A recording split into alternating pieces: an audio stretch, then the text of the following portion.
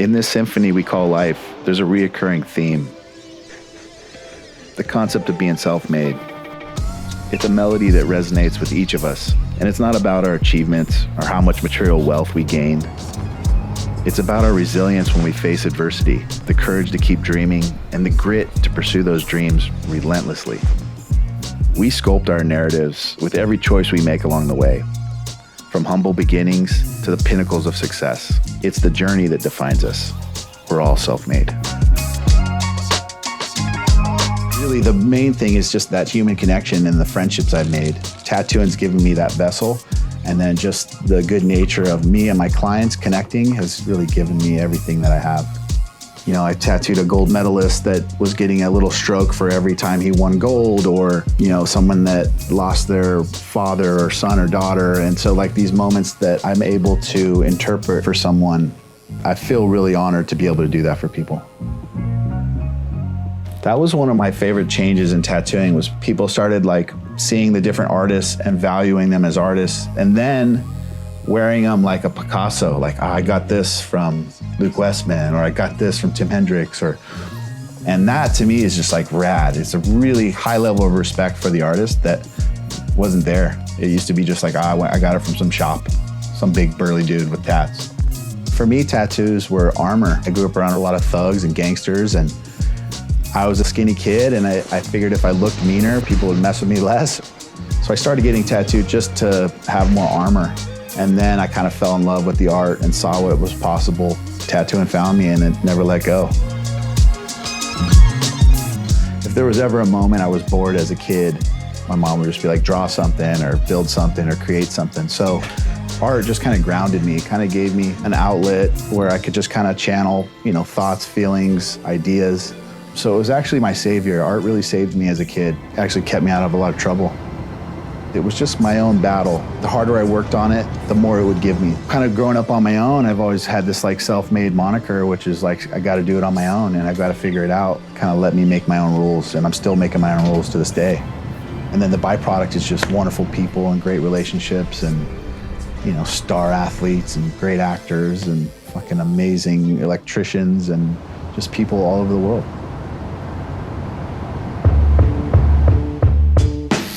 People love telling you that they have a tat. They'll talk about yours just so they can cue it up to talk about theirs, you know?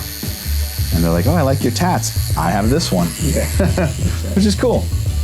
Especially when it's like a 80-year-old grandma. It's almost like a fucked up therapist, you know? Where you go and you get like physically tortured, but then you can talk about your life at the same time. Yeah. Yeah. It's nice. I always think of doing a tattoo like tailoring a suit, you know? It's like that suit you're never gonna take off, so it's gotta fit really perfect. My dad always told me, he's like, Kev, whatever you do, don't get a tattoo. And so the butterflies represent my kids. So my son, who's 23, my daughter, who's 19, and then my 11-year-old daughter. That kind of kicked it off, and then we went to the other side. Now we're filling up this whole leg. You spend enough time holding another man's thigh, you become very close. My first tattoo, I was 16. My older brother had a friend that tattooed the whole neighborhood in his apartment, and I got Wessman across my back in Old English.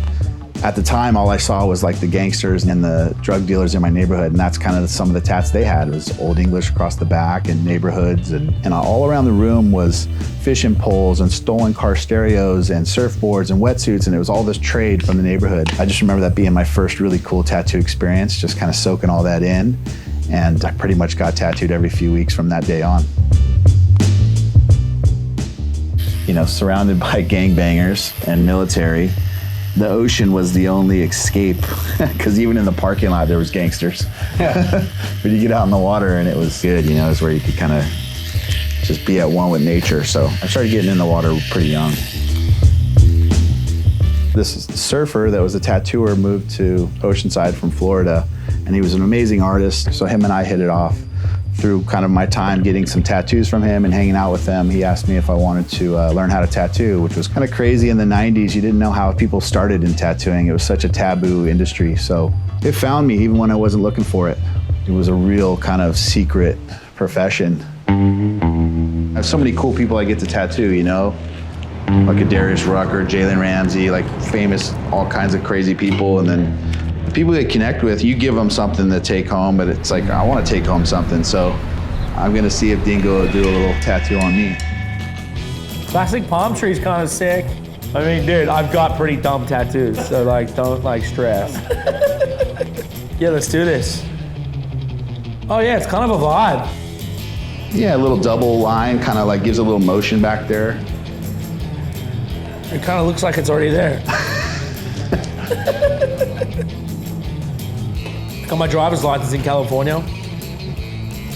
And then I learned to drive on a 93, 94 Winnebago. That's the tattoo on my leg. That's the bus we learned to drive. Holy shit. Pretty sick first rig, right? Yeah. All right, buddy, now that wonderful feeling. Yeah, I hate this feeling. This is the fun part.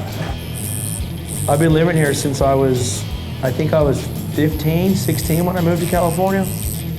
Yeah, I came and lived in Steamboat Springs, Colorado, where I trained with the U.S. team. And then I moved to Mammoth, where I slept on a couch as like a 15-year-old while doing homeschool, trying to become a pro snowboarder. And then in the mix of that couple years, like everything kind of took off. Where were you born? You know, it's funny, I was actually born in Tennessee. My parents were kind of hippies in the 70s. They had me and my older brother there, and then they hitchhiked to California when we were kids. And so we lived up and down the California coast and beaches and state parks. And then at 14, my parents took off. And so I ended up living with my best friend, my buddy Brian, and we're still rolling together to this day. Kept my head down, just worked hard. It's been beautiful, man. Like, you know, like a lot of life is about people, connectivity, and when I got clients in the chair, I just give them all my attention and try to do a nice piece of art. I mean, they all just tell a story in my mind. Every tattoo I have tells some sort of a story, which is cool. And those stories have accumulated all over the world. You know, a lot of people within the Monster ethos, especially athletes, all are tatted. And I think even the brand itself, like popping up all the tattoo artists around the world and at the events, almost like a timepiece of like, oh, I was in Aspen and there was a book, and then my face was in the book, and I got a tattoo of my face. I think it's cool. Maybe our parents don't like it. But no, Monster Energy and tattoos, they definitely go hand in hand. Dude, that's it. That's it? Yeah, a little black and gray palm tree gang. Boom. It's never bad once it's over. Once it stops. Once the pain stops. Do you remember your first tat? Yeah, it was Dingo. Yeah, it's still there. That's that. I can tat you. I'm not a very good tatter though. I don't want to mess it up. Well, that's the thing. You can't mess it up. It means more than it being like a perfect design. You know what I mean? Right. Well, now I'm nervous. Yeah. I wasn't nervous about getting a tattoo. I just didn't want to deal with the pain. Get that needle and burn. All right. See what happens. All right. Can't fuck up, man. That spot's been waiting for you. It has been. All right, we can't go wrong. So, if you're ready, we'll just rip. I don't know. Go slower. Yeah. Ouch. Look how solid that sucker is. You went deep. Got it pretty good, dude. This is pretty good. It's just gonna have its own special flow. I mean, it's an M. It is, right? It's an M claw.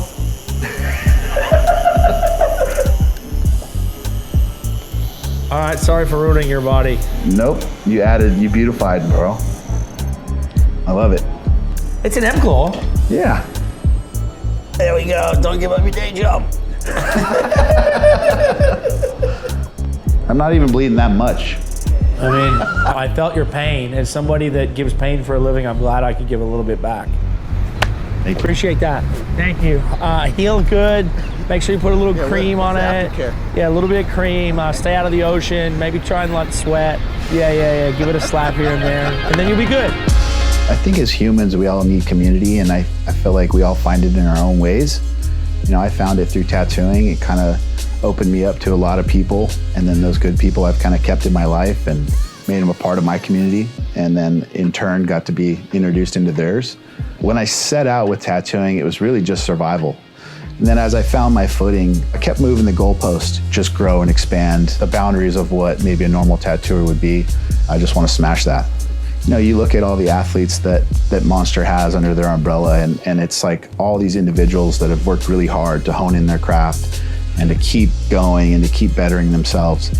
And I think that's a lot like me, you know, trying to keep bettering myself and honing in on my skills. And there's a lot of sense of like, it's never good enough, even if you're at the top.